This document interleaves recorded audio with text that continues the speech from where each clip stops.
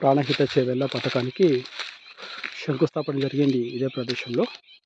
ప్రస్తుతం ఈ ప్రదేశం ఇలా ఉంది, మొత్తం ఫారెస్ట్ లాగా మారిపోవడం జరిగింది.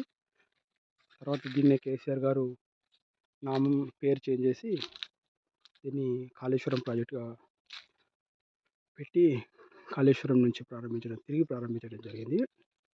ఇదైతే తుమ్మిడిహెట్టి గ్రామము, కౌటాల మండలం, ఆదిలాబాద్ జిల్లా.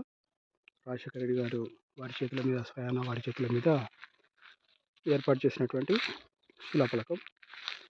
ఇక్కడ చూడండి, డాక్టర్ బిఆర్ అంబేద్కర్ ప్రాణహితల చేవెళ్ళ సుజల స్రవంతి, తనకు సంబంధించినటువంటి డీటెయిల్స్ ఇక్కడ ఉన్నాయి. ఇది వచ్చేసరికి బ్యారేజ్ స్థలం, ఆదిలాబాద్ జిల్లా, కౌటాల మండలం, తుమ్మిడిహెట్టి గ్రామం.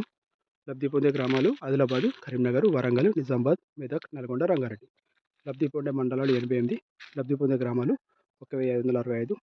మొత్తం ఆయకట్టు 16,40,000. ఆదిలాబాద్ జిల్లా ఆయకట్టు 1,56,500. మొత్తం సామర్థ్యం 160 టీఎంసీలు.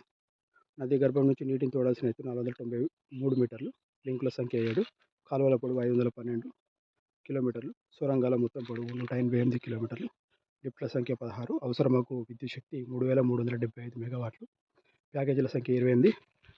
అవసరమగు విద్యుత్ శక్తి 3,375 మెగావాట్లు. నిర్మాణ కాల పరిమితి 4 సంవత్సరాలు. ప్రాజెక్టు అంచనా విలువ 38,500 కోట్లు.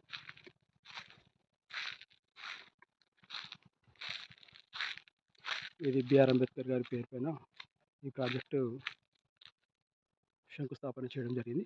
వారికి సంబంధించినటువంటి విగ్రహం. ఈ విగ్రహం మాత్రం చుట్టుపక్కల గ్రామస్తులు నీట్గా ఉంచారు, కానీ ఇది మాత్రము శంకుస్థాపన జరిగిన స్థలం మాత్రం ఘోరంగా శిథిలావస్థ స్థితిలో ఉన్నది. ఘోరమైనటువంటి శిథిలావస్థ స్థితిలో అయితే ఉన్నది. కానీ గ్రామస్తులు మాత్రము అంబేద్కర్ విగ్రహాన్ని మాత్రం నీట్గా ఉంచడం జరిగింది.